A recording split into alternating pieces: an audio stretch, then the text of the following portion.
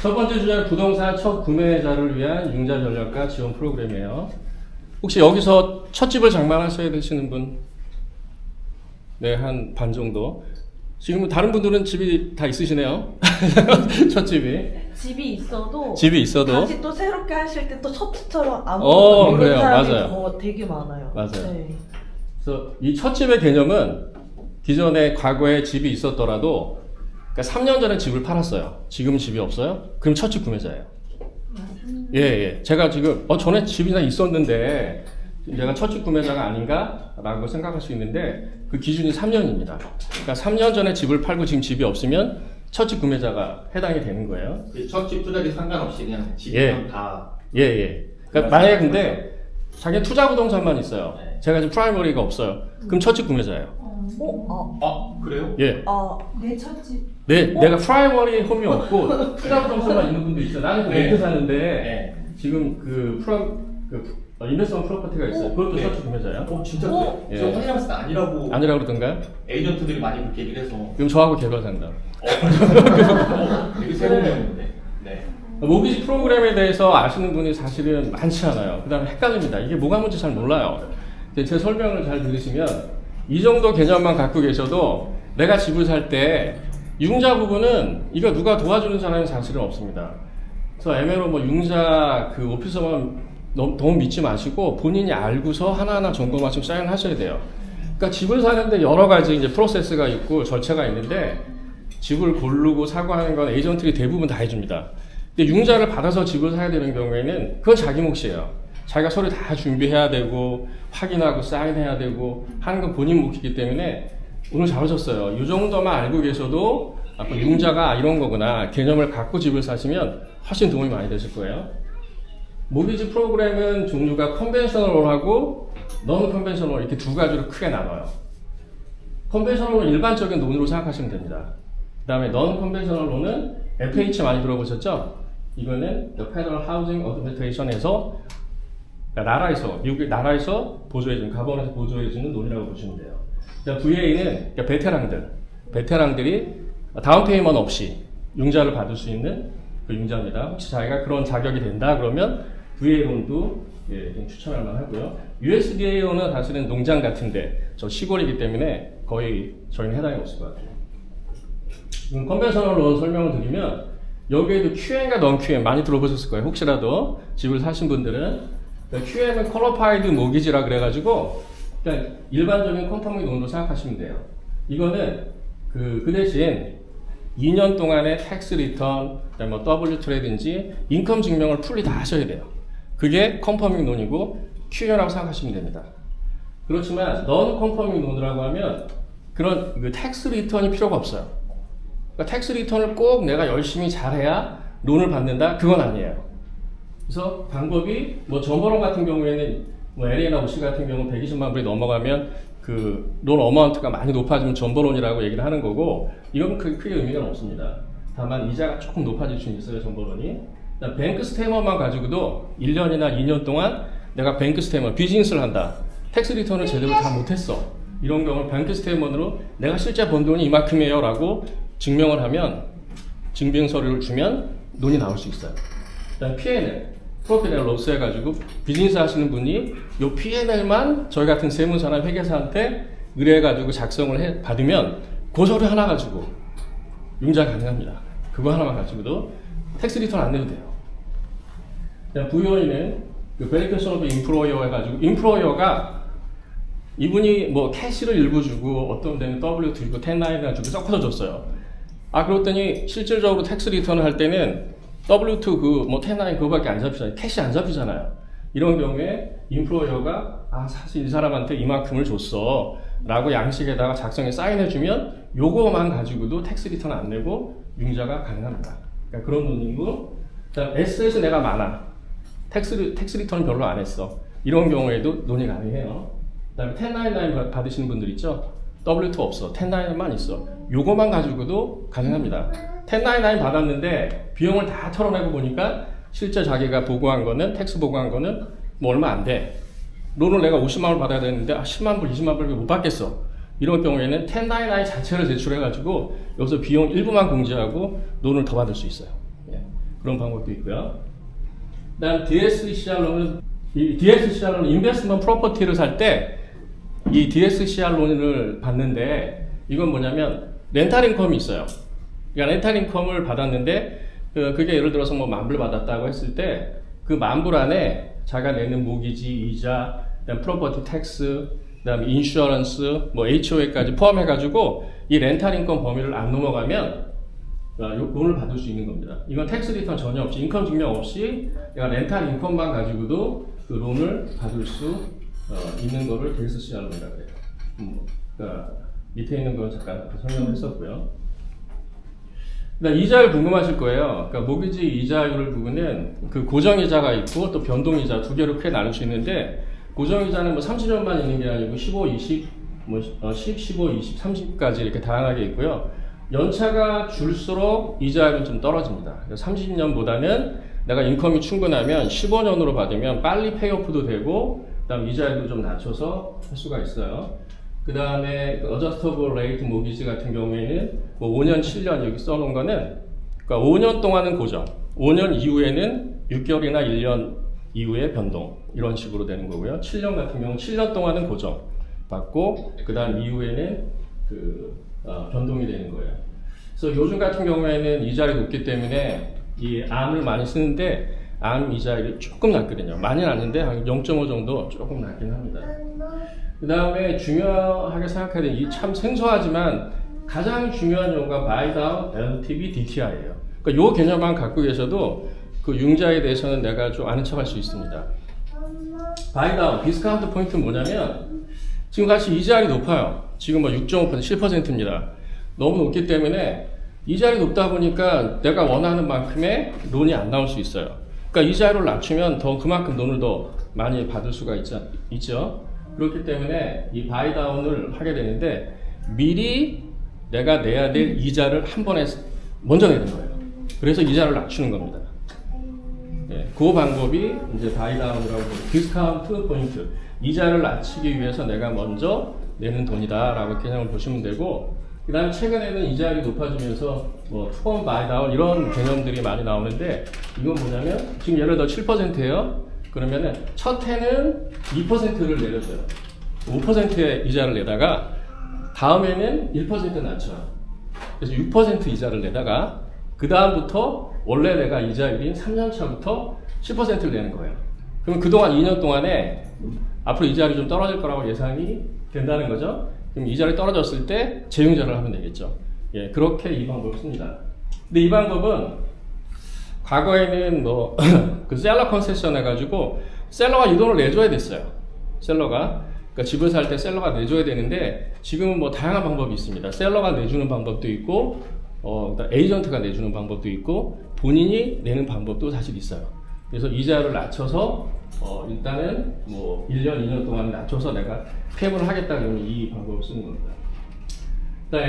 LTV는 론 투 밸류라고 하는데요. 그러니까 론 어마운트 다음에 퍼처스 프라이스 또는 어프레이저 밸류. 그러니까 퍼처스 프라이스 스펠링 잘못되는데 퍼처스 프라이스를 기준으로 하긴 하지만 어프레이저 감정을 했을 때 이 리스팅에다가 자기가 살려는 가격보다 낮게 나왔어요. 그 기준이 어프레이저 밸류가 됩니다. 감정가 기준으로 해가지고 하기 때문에 다운 페이먼을 좀 더 해야 될 수도 있어요. 론 금액이 좀 낮아질 수 있기 때문에. 그래서 에퀴티 개념은 자기 돈이 에퀴티죠. 다운 페이먼을 20% 했어요. 그럼 그게 에퀴티고, 그다음 다운 페이먼을 20% 해가지고 뭐 집을 100만 불짜리 샀어요. 그럼 이게 150만 불 됐어요. 그럼 에퀴티가 70만 불 되는 거야. 에퀴티는 집값이 상승하면서 다운 페이 플러스 집값이 상승한 만큼, 그러니까 론 한 부분을 다 빼버리고 나머지는 다 에퀴티. 그러면 50만 불이 올랐으면 여기서 또 융자를 캐시아웃 할 수 있겠죠. 예, 그러니까 그 개념으로 론 투 밸류 생각하시면 되고요. 그러니까 DTI가 엄청 중요해요. 뎨 투 인컴인데 그러니까 융자를 받을 수 있는 건 대략 내가 지금 한 10만 불을 번다. 그러면 대충은 한 곱하기 5 하면 대충 맞습니다. 내가 10만 불 번다가 50만 불, 20만 불 번다? 그러면 100만 불까지 라고 개념을 두시면 되는데, 이걸 계산하는 거는 내 인컴에서 50% 이상은 인정을 안 해줘요. 그러니까 비용이 50% 넘어가면 안 되는 거예요. 그 비용이라는 게 뭐냐면 여기 얘기하는 그 PIPIA라고 그러는데 프린시펄 인터레스트 모기지 페이먼 하는 거, 그다음에 텍스, 프로퍼티 텍스, 그다음에 홈 인슈어런스, HOA. 그러니까 변수가 뭐냐면요.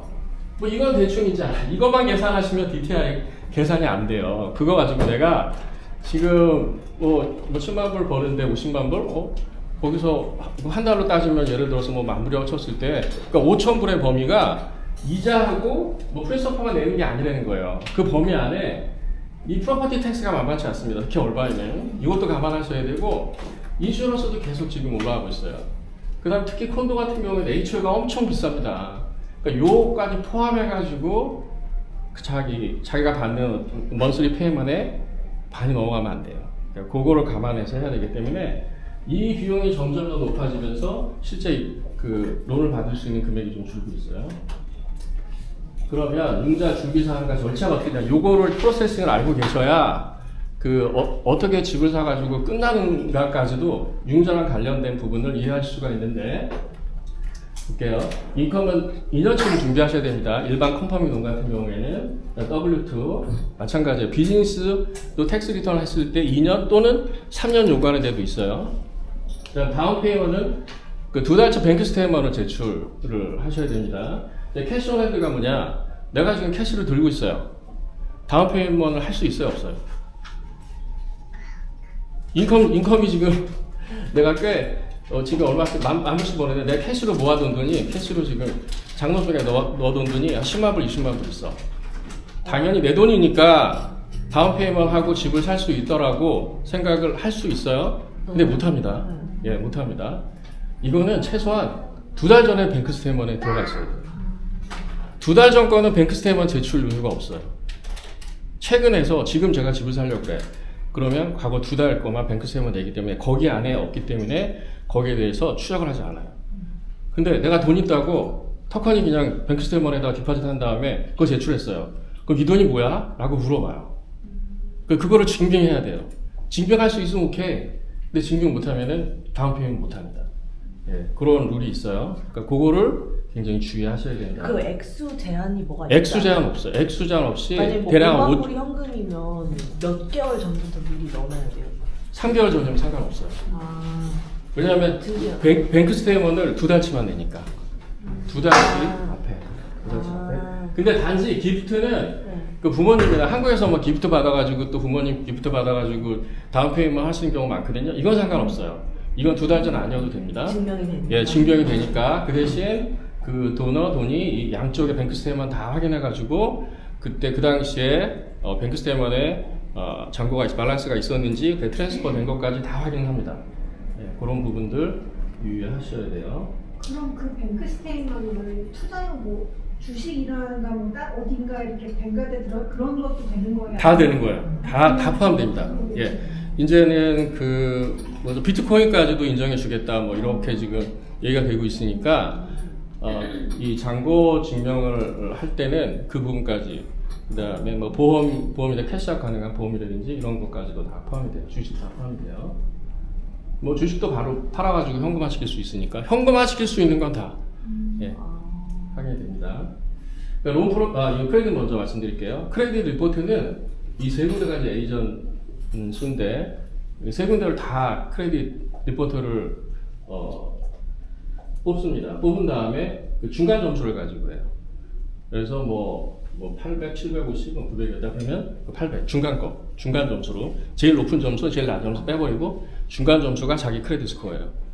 그러니까 요즘은 뭐 크레딧 좋으신 분도 워낙 많은데 전에가 720만 돼도 괜찮아 오케이 했는데 지금은 740, 60까지는 좀 확보를 해놓으셔야지 가장 좋은 레이트를 받을 수 있어요.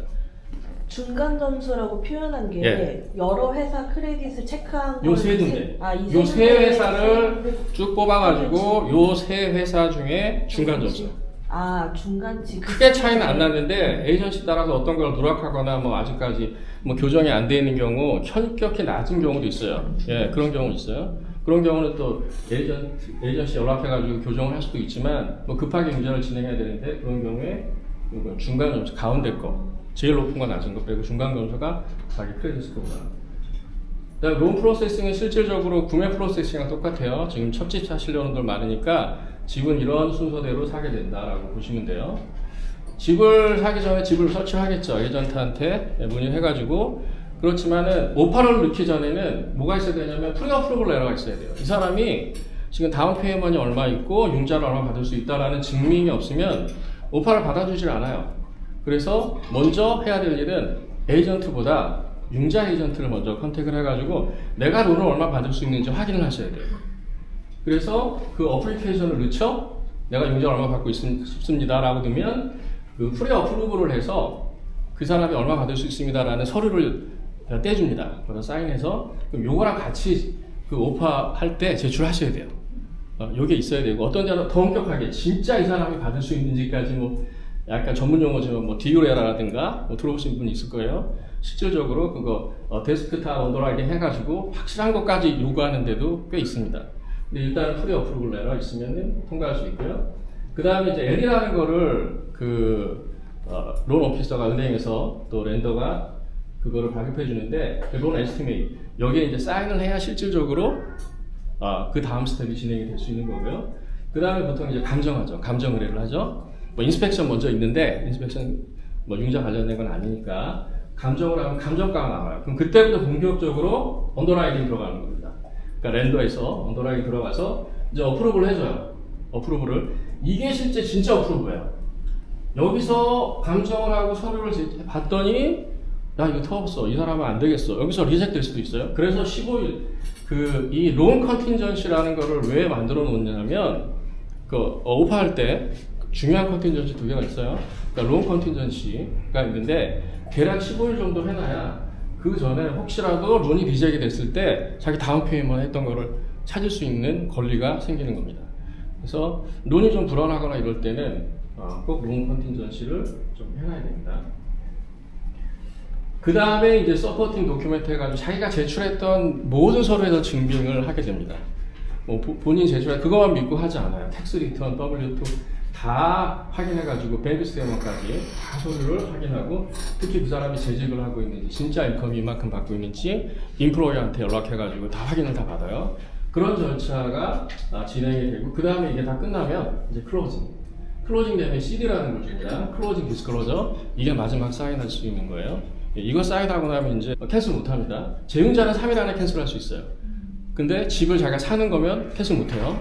사인하는 순간에 캔슬 안 되는 거고 요거를 하는 순간에 이제 뭐 그 에스크로까지 끝난다라고 보시면 돼요. 에스크로가 끝나는 동시에 CD 이게 나와가지고 렌더에서 펀딩을 해주는 거예요. 자기 다음 페이지에 내고 그다음 렌더는 펀딩 해주고 에스크로에 그다음에 클로즈 자기 집 되는 거예요.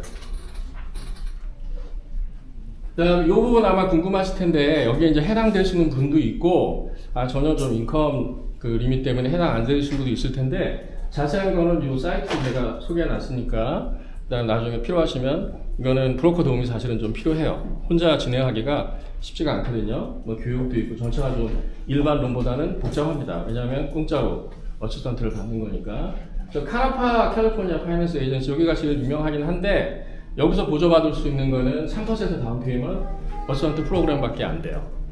그래서 전에는 뭐 드림폴이라고 혹시 들어보셨는지 모르겠는데 20% 다운 페이먼트 해주는 거 그거는 이제 없어졌고 사실상 그거를 받은 사람도 거의 없고 우리한테는 좀 유명무실한 좋은 제도였는데 어쨌든 그렇습니다. 그렇지만 클로징 코스트 3% 정도 내가 어시스턴트 받고 싶다 그러면 카나파 들어가가지고 한번 쭉 어떤 절차를 해야 되는지 확인해 보시기도 하고 그다음 도움 필요하시면 연락 주시면 돼요. 그다음 요거는 이제 LA 카운티고 오렌지 카운티 두 개로 나눠서 LA 카운티에서 이게 사실은 드림폴보다 더 좀 파워풀한 거예요. HOP 80, HOP 120 프로그램인데 인컴 리밋이 이거 4인 가족 기준이에요. 1인, 2인, 3인은 이거보다 금액이 좀 낮을 수 있겠죠. 한 12만 불 정도 내가 인컴이다 라고 했을 때는 한 10만 불, 20% 범위 내에서 집 구매 가격의 20% 범위 내에서 그래서 50만 불짜리 집을 산다 그럼 10만 불 다운 페이먼트 받고요. 자기 다운 페이먼트 1%만 있으면 돼요. 클로징 코스트하고 그렇게 내가 돈이 하나도 없어 집은 사고 싶어 뭐 신혼부부야 이렇게 가능할 수 있다는 거예요. 네. 그 다음에 이건 인컴 리밋이 뭐 별 차이 안 나지만 조금 높습니다. 그럼 85,000불까지 해주는 프로그램도 있어요. 근데 이거는 LA 카운티에서 이 론을 받을 수 있는 시리가 딱 정해져 있어요. 여기 사이트 들어가면 그게 다 리스트업이 되어 있는데 뭐 한인들이 선호하는 지역이 많지는 않습니다. 뭐 남이라도 다이아몬드바 정도? 그래서 많지는 않지만은 가능은 하다. 그래서 LA 쪽에 난 못 살아, 올텐티카를 꼭 살아야 돼 하시는 분은 이거. 그래서 8만 불까지, 이건 10만 6천 불 정도 4인 가족 기준인데요. 이게 LA보다 좀 더 복잡해요. 까다롭지만 어쨌든 이런 제도가 있다. 8만 불, 10만 불, 8만 5천이면 뭐 적은 돈은 아니죠. 이 정도 다운 페이먼트 준비하기도 사실 쉽지 않은데 이런 좋은 프로그램이 있으니까 도움 필요하신 분들 눌러주세요. 지금 정리했어요. 이제 마지막 정리인데 물론 여기 있는 내용을 앞으로 두 분이 세미나 하실 분들이 굉장히 자세하게 디테일하게 설명해 줄 거지만 그러니까 융자를 통해서 어떻게 절세할 수 있느냐. 모기지 이자 공제 받습니다. 스케줄 A라는 거. 이거는 그러니까 표준 공제하고 아이템와이즈 공제가 있는 드덕션 공제가 있는데 아이템와이즈로 했을 때 이 모기지 이자 공제 받을 수 있는 거예요. 근데 그것도 이제 한계가 있어요. 2018년 이후에 취득한 거는 75만 불. 그 전에는 1밀리언, 1밀리언까지 해가지고 거기에 해당하는 이자만 공제를 받을 수 있는데 이거는 아이템 아이디 디덕션 부분으로 들어간다는 거 알고 계시면 되고요. 그 다음에 홈 에퀴티로는 약간 성격이 틀린 거긴 하지만 홈 에퀴티로는 인컴 증명 없이 자기가 에퀴티가 쌓였어요. 에퀴티에서 뭐 힐락이라든지 아니면 다른 방식으로 에퀴티 론을 받을 수가 있는데 요 금액을 뭐 주택 거래, 그다음 리모델링 하고 싶다 해서 론 받는 경우 있거든요. 그러니까 이 비용은 다 공제받을 수가 있어요. 거기서 이자 낸 거는. 그다음에 수리 같은 거 했을 때 그냥 개인 소비나 투자는 안 됩니다. 자, 에퀴티 론 받은 것도 거기서 낸 이자도 공제받을 수 있다. 에퀴티 론은 대부분 이자 원리로 많이 받거든요. 그러니까 자기가 낸 돈 다 받을 수 있다. 아까 이 부분도 무시하지 못하는 게 1년에 뭐 10,000불, 20,000불, 30,000불 많습니다. 왜냐하면 모기지를 낸다는 건 처음에요. 30년 고정으로 됐을 때는 이자가 대부분이에요. 이자가 대부분에서 중간 15년 됐을 때 반반 됐다가 그 다음에 이제 원금이 많아지는 건데 이자 내는 부분이 굉장히 많아요. 그래서 이게 이번에 뭐 4만 불까지 상승이 되기 때문에 올라가기 때문에 여기 혜택을 좀 많이 받을 수 있어요. 그래서 제가 돈이 아무리 많아도 융자를 통해 가지고 이렇게 절세를 할 수 있다라는 방법을 말씀드리는 거예요. 하나 궁금한 게 네. 만약에 홈 에퀴티에서 돈을 빼가지고 다른 집을 사면 투자로 되겠다는 투자 건 안 돼요. 거예요? 그건 안 돼요. 엄격히 얘기하면 안 돼요. 네. 그럼 반대로 그 증빙을 어떻게? 이거는 리모델링 같은 경우에는 뭐 그 컨트랙터하고 계약을 했다든지 거기에 대한 비용 증빙을 가지고서 서브밋 해야지. 서브밋 하면은 회계사들이 그걸 확인하고 거기에 대한 이자를 다 공제 처리할 수 있죠. 근데 뭐 무작정 다 해버렸어. 네. 나중에 IRS에서 에러가 왔어. 그 어디 리스크가 있는 거네요. 있어요. 행동하는 어디 리스크가 거네요. 있어요. 네. 될 수는 있지만 아니 그냥 해주세요. 제가 책임질 테니까 해주실 수도 있겠죠. 근데 그 리스크는 본인이 감당하는 거다. 본인이 감당하는 거다. 근데 이거 모르고 그냥 다 해주시는 분도 많아요. 그러니까요. 예, 대부분들 많이 다 해주시는데 일단 요거 알고 계시면 리스크가 있다라는 거 알고 하시면 좋을 것 같아요. 그다음에 주택 매도 시 양도세 절세 이 부분은 나중에 자세하게 나옵니다. 그때 들으시고 투자형 부동산에서 이자 비용 전액 공제 레버리지 효과가 있다는 거 말씀드렸고 감가상각 코스트 세그리게이션 텐서리먼트 체인지 이것도 나중에 자세하게 나와요. 이렇게 부동산을 사면서 또 첫 집을 사면서 융자를 통해서 절세하는 전략이 굉장히 많습니다. 그러니까 돈이 있다고 다 그냥 다운페이먼트 해가지고 에퀴티 쌓아놓고 거기다가 허비하지 마시고 이렇게 좋은 방법들이 있어 절세할 수 있다. 뭐 이 인건뿐만 아니고 본인에 따른 또 인컴이 있으니까 훨씬 더 절세할 수 있는 방법 융자를 통해서 있다 라고 말씀을 드립니다. 혹시 질문 있으세요?